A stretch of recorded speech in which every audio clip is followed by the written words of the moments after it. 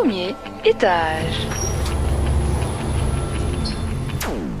Bonsoir Michel Joly. Bonsoir. Il vient juste d'arriver tout juste dans l'ascenseur. Donc vous êtes le directeur du Forum des Arts et de la Culture. Je vous présente, je ne sais pas si on doit vous présenter encore sur les ondes de Radio Campus. Et vous avez choisi de parler du fil. Alors c'est quand même un sujet original dans l'art contemporain. Et pas tant que ça. J'ai l'impression qu'en même temps on utilise de plus en plus. Bah oui, exactement, vous avez résumé. C'est à la fois original et pas tellement original. Ça a été déjà... Ce thème a déjà été énormément traité, évidemment, intéresse énormément les artistes contemporains. Les artistes d'aujourd'hui utilisent différents matériaux, y compris le fil et le textile. Pourquoi ? Parce que dans cette période un peu compliquée, où on parle d'identité, on parle beaucoup de thèmes qui reviennent assez souvent, ce qui nous couvre, ce dont on se couvre, ce qu'on brode, on couche, on tisse, a une certaine importance parce qu'elle a aussi une grande importance symbolique. Et donc j'ai voulu éviter un peu l'écueil de refaire une exposition présentant des choses un peu déjà présentées assez souvent. Bon, évidemment, le thème du stylisme, de la mode, par exemple, qui sont quand même assez présents dans des expositions. Ou bien peut-être le côté purement historique, pour plutôt m'intéresser à de la jeune création, puisque la plupart des œuvres présentées, il y a une vingtaine d'œuvres, la plupart des œuvres présentées ont toutes, je dirais, elles sont presque toutes des années 2010, donc c'est quand même intéressant d'être vraiment, non pas sur des créations déjà passées, mais vraiment sur des réflexions vraiment très actuelles. Et l'exposition s'appelle Sur le fil, hein, je le précise d'ailleurs, et elle a lieu jusqu'au 26 novembre, donc on peut aller la voir au elle a lieu au Forum des Arts jusqu'au 26 novembre, et en même temps, donc je disais que je m'en suis aperçu après, finalement, dans la conception de cette exposition, les artistes présentés ont assez souvent des parcours assez atypiques, ou en tout cas cherchent des voies... assez atypique par rapport à des carrières artistiques proprement dites, qui plutôt, pour synthétiser, qui vont être souvent issus de l'école des beaux-arts, hein. On est dans le cadre de formation artistique pure, école des beaux-arts, mais qui très très vite, par divers contextes, soit de résidence, soit de rencontres, soit de recherches plus intimes sur leur famille, par exemple, ou bien sur la société, vont apprendre, même parfois carrément à coudre, à tisser, à broder, et vont utiliser ce médium. Voilà. Et c'est vraiment ça qui m'intéressait dans cette exposition. Et on y apprend beaucoup dans cette exposition, puisque on aborde à peu près tous les points de vue du fil, ou les points de fuite du fil aussi. Bon, je ne suis pas couturier, mais j'imagine qu'il doit y avoir des points de fuite dans la couture.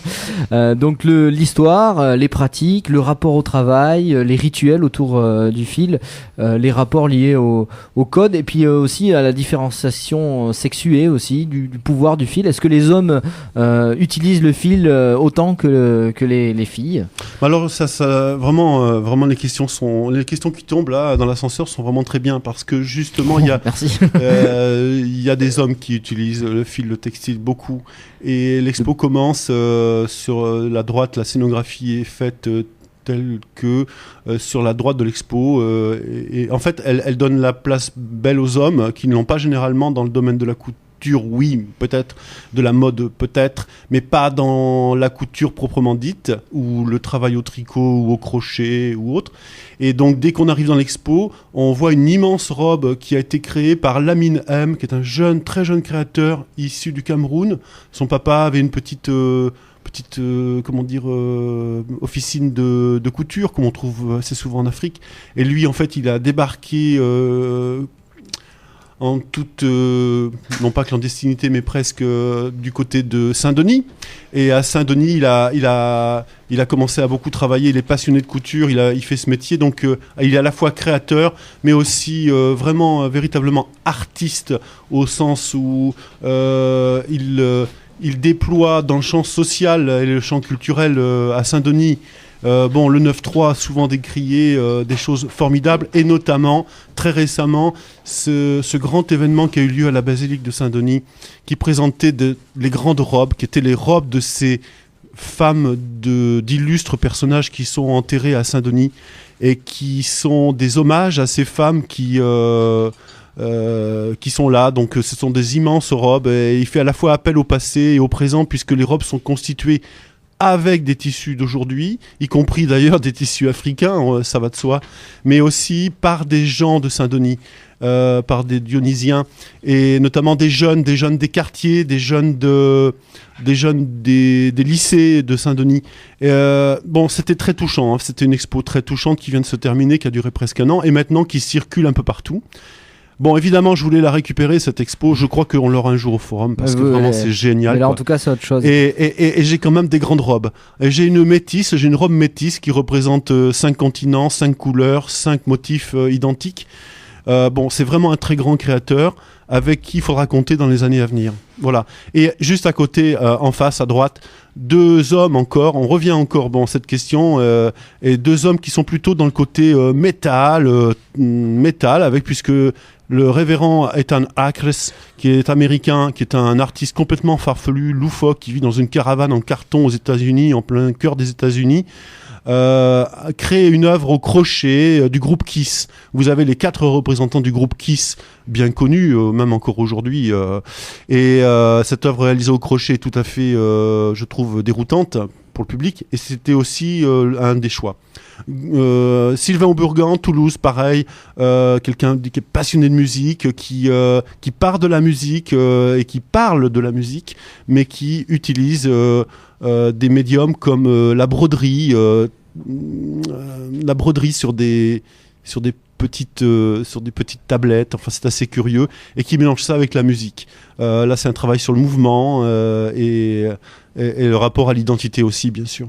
Alors Jeanne, je m'adresse à toi, puisque l'an dernier tu avais enquêté sur les pratiques culturelles des Girondins, et notamment sur la couture, la pratique de la couture.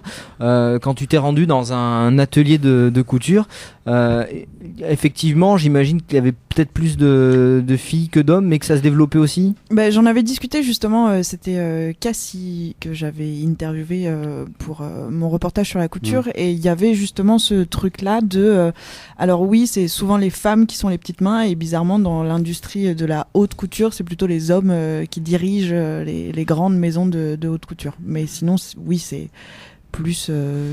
genré femme, quoi. En tout cas, ce qui est sûr, c'est que on parlait de mode tout à l'heure, ça revient vraiment à la mode pour des raisons économiques, notamment parce que les gens aiment bien rapiécer leurs pièces et leur donner leur costume, leur donner une deuxième vie. Les comédiens, les artistes du spectacle vivant aussi utilisent énormément le fil. Il me semble pour leur costume. Michel, vous êtes au Forum des Arts et de la Culture. L'exposition présente à la fois les modèles de films, mais elle interagit aussi avec diverses personnes. Les scolaires notamment, vous faites des visites scolaires, vous présentez... Il y a énormément de visites scolaires, le calendrier est plein jusqu'à la fin du mois de novembre. Il y a des visites évidemment tous les jours. Parce qu'il y a un parcours, on a créé depuis le forum a bientôt 15 ans, et on a créé dès le départ un parcours spécifique destiné aux scolaires avec l'éducation nationale, qui permet de faire rebondir les expositions. Il n'y a rien de tel qu'une expo qui passe et qui trépasse malheureusement. Donc on a un peu un souvenir dans le travail qui est effectué par les enfants, et qui donne suite à une exposition qu'ils font eux-mêmes au forum à la fin de l'année scolaire. Donc ça, c'est très très important aussi, parce que je crois beaucoup au marquage, quoi. Je pense qu'une œuvre plastique, comme une œuvre quelle qu'elle soit, peut marquer à un moment donné. Alors au Forum des Arts et de la Culture, vous avez 3 étages, c'est ça qui est intéressant. Ouais. Donc il y a l'exposition sur le fil, là c'est avec ascenseur. Sur laquelle, comme à Radio Campus finalement, on a un ascenseur, puisque vous êtes en train de l'écouter. Donc il y a 3 étages, là on parle de l'exposition sur le fil, et vous faites des liens, vous tissez des fils entre guillemets entre plusieurs thématiques. On va parler de textile aussi de manière scientifique, ça se passe au 3e étage. Tout à fait. Alors ça, c'est la nouveauté saison 2016-17. C'est l'ouverture donc au 3e étage du forum d'un lieu dédié au rapport culturel à la science. Pour revenir à l'historique, bref historique de cette idée culture scientifique à Talence, pourquoi cette définition et pourquoi Talence s'est positionné depuis déjà quelques années sur cette question des cultures scientifiques? Ça va de soi, puisque en fait nous sommes tout proche de l'université, très légitimement et proche des universités, avec un vivier extraordinaire de relations entre artistes, chercheurs, auteurs, je dirais médias de toutes sortes. Et en fait, on a pas mal participé depuis 5-6 ans aux fêtes de la science diverses et variées. Je me tournerai presque vers Philippe Goyer qui connaît bien la question. Fêtes de la science, mais aussi d'autres manifestations qui sont très importantes au niveau métropolitain et national. Et toutes ces participations nous ont fait comprendre qu'il fallait continuer, mais peut-être pour pérenniser cette idée, avoir un lien entre des expositions, dépasser peut-être le côté artistique d'une exposition et lui donner libre cours dans un volet un peu plus scientifique. Ouais. Donc qu'est-ce qu'on va trouver dans cet espace du 3e étage finalement? On va trouver un lien très direct avec ce qu'on a trouvé en bas, un autre éclairage. C'est comme si on voyait une autre facette particulière de ce qui vous est présenté, notamment des textiles qui sont faits par des laboratoires bordelais ou non, mais en tout cas il y a des textiles nouveaux, tout à fait, bien sûr on aborde la question du textile intelligent, mais à rebours, on va jusqu'à essayer d'élever des vers à soie. Je veux dire que c'est pas facile d'élever des vers à soie, il faut déjà trouver des mûriers, alors on en a. Et puis voir évoluer les cocons du ver à soie. Ça a l'air de rien, mais il y a plein d'enfants, vous savez, on le dit toujours, il y a des enfants, ils savent pas, on leur dit la brique de lait, vous savez, connaissez bien l'histoire bien connue, mais c'est un peu pareil, il y a plein d'enfants, ils ne connaissent pas l'origine du tissu, donc origine organique, origine chimique, et tout ça est présenté de manière ludique, évidemment, puisque on se trouve dans un grenier, un moment, après on se trouve dans une serre avec justement des plantes, alors évidemment avec quelques plants de coton qui essaient de pouvoir se développer. Bon, je ne sais pas si on aura une récolte de coton quand même, au mois de novembre, c'est pas évident. Mais en tout cas, voilà, on veut qu'on s'amuse beaucoup avec cette découverte scientifique. L'idée, c'est en famille aussi. C'est de vraiment comprendre comment c'est fait, comment ça marche, etc. Ouais, aller au-delà. Il y a tout un tas d'anecdotes sur le fil notamment. Nous sommes sur la route des lasers. Je vais parler du laser mégajoule qui est en sorte, le principe, c'est de concentrer 240 grands rayons laser sur une toute petite bille de 1 mm de diamètre et forcément avec une précision infinie. Et cette petite bille, comment elle tient dans une boule toute petite? Eh bien, elle tient avec du fil, mais pas n'importe quel fil, du fil d'araignée. Et donc, il y a des chercheurs qui élèvent des araignées, qui font du yo-yo avec des araignées. Vous vous souvenez des yo-yo qu'on utilisait quand on était petit? Eh bien, ils utilisent ça pour tout simplement faire tenir cette petite bille. Donc, même la science la plus pointue utilise des techniques, on va dire, très archaïque, très naturel, et le fil en fait partie notamment. Cette question est présentée d'ailleurs dans l'expo du 3e étage, puisque le scientifique fait très souvent appel à la nature.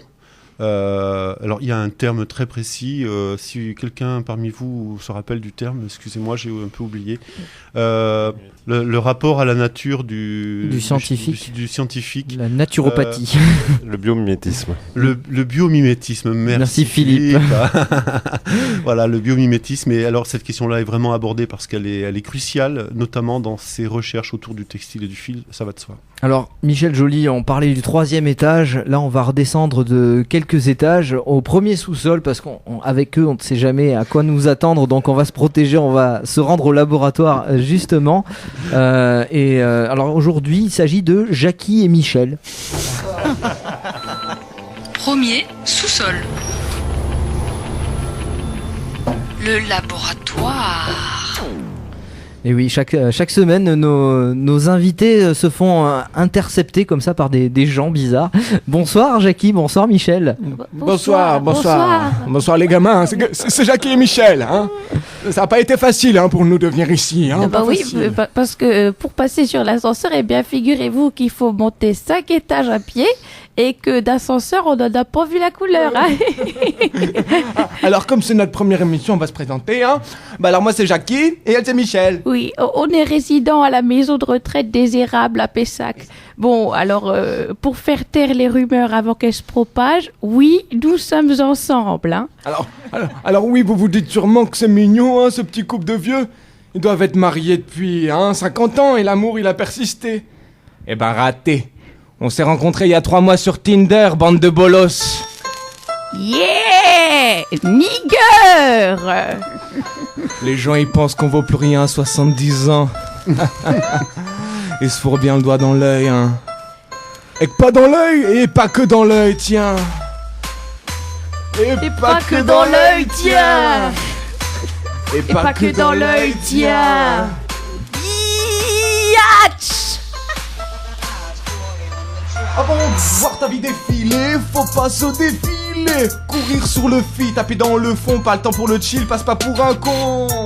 Ouais. Viagra gratos. Et ouais, bolos. Petit spliff, 4h du mat. Impératif. Partie de Scrabble, je pète un câble. Les mots féchés, ça me fait chier. Ouais, profiter, c'est pas que baiser. Des corps, tu pourras toujours en visiter. Mais des expos sur le fil, y'en a pas dans tous les quartiers. Décapsulez vos oreilles et bottez-vous le cul, les jeunes. Qu'est-ce que vous foutez vissé sur votre canapé alors que vous avez toutes vos jambes? Courez vous faire un petit cinoche, une balade, une pièce, une expo. Ou une petite billette. Oui, bon on a compris, hein, Jackie. Bon, avec ta billage. Pardon. Et bientôt, on vous obligera à jouer au Scrabble, alors soyez un peu swag. Bientôt le déambulateur, alors n'ayez plus peur, sortez jusqu'à pas d'heure. Et t'as cru qu'on avait Alzheimer? Le fil, on l'a pas perdu, hein. On te parle d'une expo que t'as pas encore vue. Et tout ce que t'as pas encore vu est à voir. Tu peux y aller demain, tu peux y aller ce soir, mais meuf, c'est où? C'est à Forum. Et ouais, les bolos, c'est pas qu'un arrêt de tram, Forum. C'est aussi une salle d'expo. Hein. Allez voir sur le fil pour tricoter un peu plus vos méninges. Jackie, qu'est-ce qu'on disait? On parlait de fil, non? Le fil de la vie. Michel, au début t'es un tout petit cum, un petit con, et puis tu grandis et t'apprends des trucs. T'as l'impression de devenir de plus en plus swaggy. Oui. Tu niques du BG, tu crois que rien peut t'arrêter, et puis après tu te rends compte que t'es devenu une vraie biatch. Alors tu te ranges, tu te cases. Et puis d'un coup, tu deviens un vieux con. Tu gueules contre les petits cons. Tu rouilles, t'as mal partout. Tu peux même plus baiser parce que ça se fait trop pas, et tu t'emmerdes. La loose, quoi. Et la fin, on la connaît pas encore. Nous, on n'est pas arrivé au bout du fil. Sacrée pelote. On te rend l'antenne, capitaine Bolos. Bravo.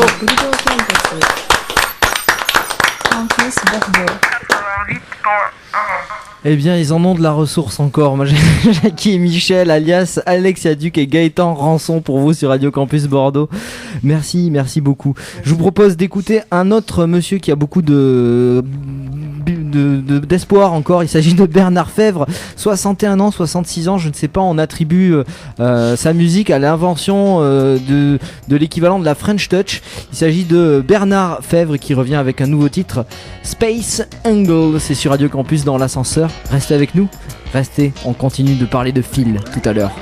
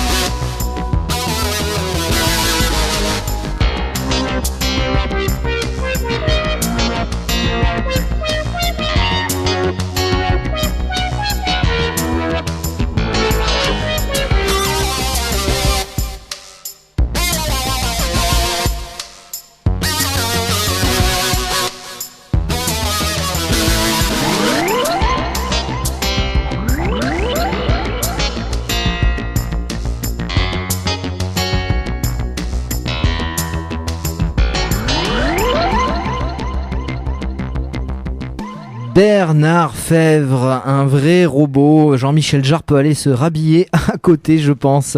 Vous êtes dans l'ascenseur sur Radio Campus Bordeaux, 18h25, on parle du fil. L'exposition sur le fil à voir jusqu'au 26 novembre au Forum des Arts et de la Culture. Et ça, c'est pour les 2 premiers étages, il me semble. Et au 3e étage, un lien direct sur la thématique du fil également, avec une exposition qui s'appelle Au cœur de la fibre, où là c'est plus scientifique mais ça parle du fil aussi.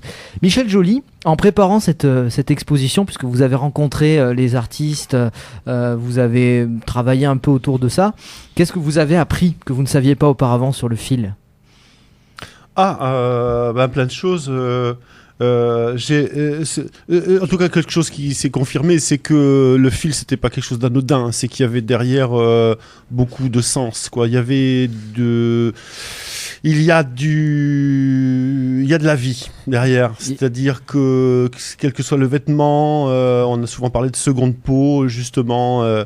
Et ce vêtement, il parle déjà, c'est rien que de parler de vêtements, mais après tous les travaux justement faits par les mamies et les papis de la maison de retraite de Pessac, n'est-ce pas, sont aussi dignes d'intérêt. Pourquoi ? Parce qu'ils parlent de la vie de ces gens-là aussi.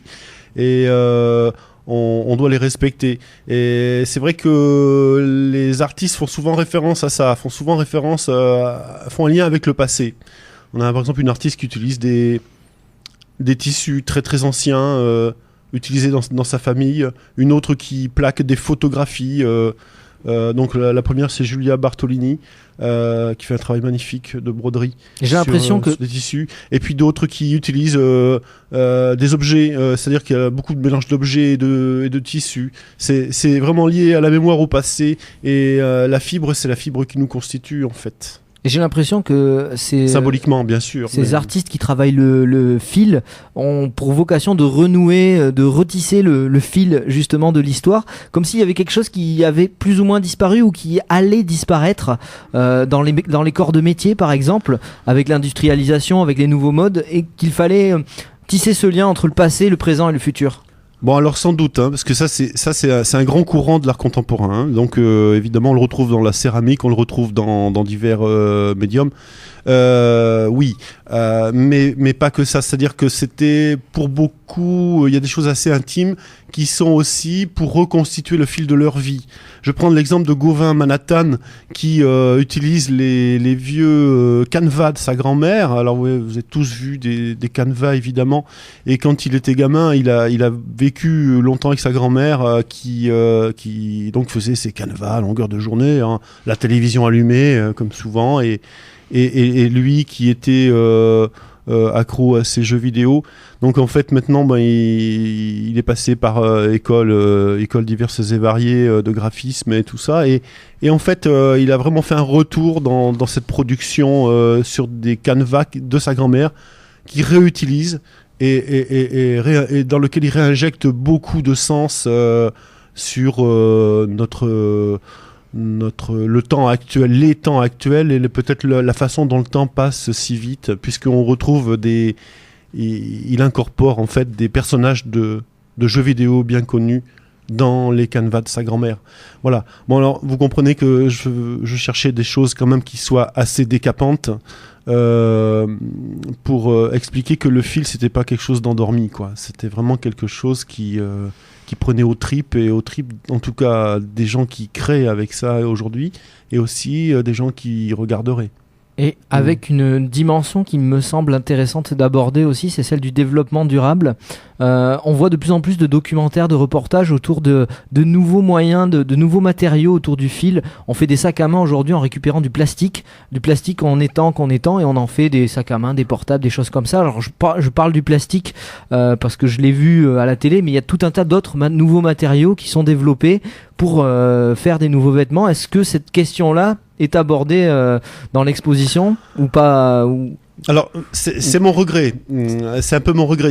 Elle est à peine abordée à travers des pièces qui sont faites avec des matériaux de récupération, mais Elle est abordée par une jeune couturière qui s'appelle Rosa M.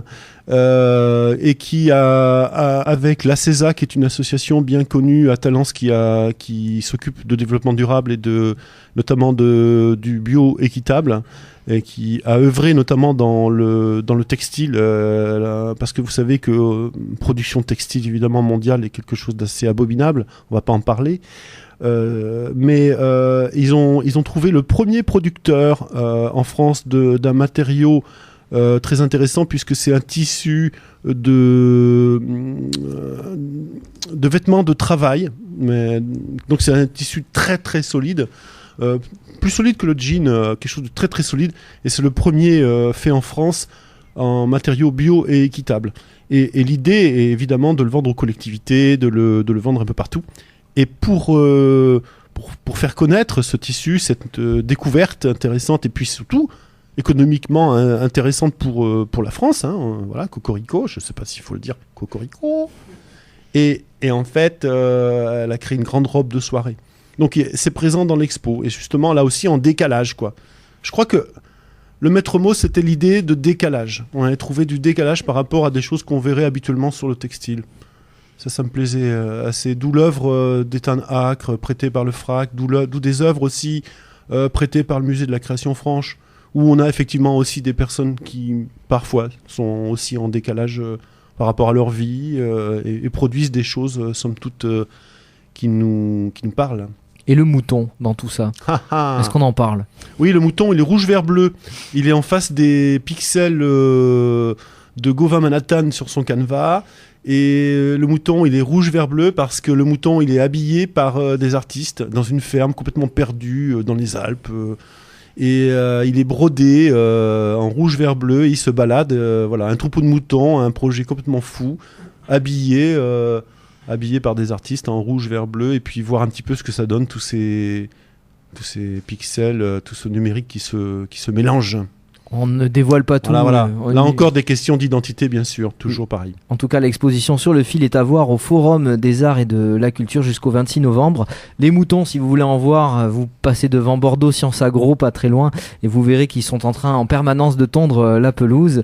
Donc on tisse le lien entre divers univers, on fait le fil entre tout ça. C'est un peu notre but dans l'ascenseur. Merci Michel Joly d'être venu.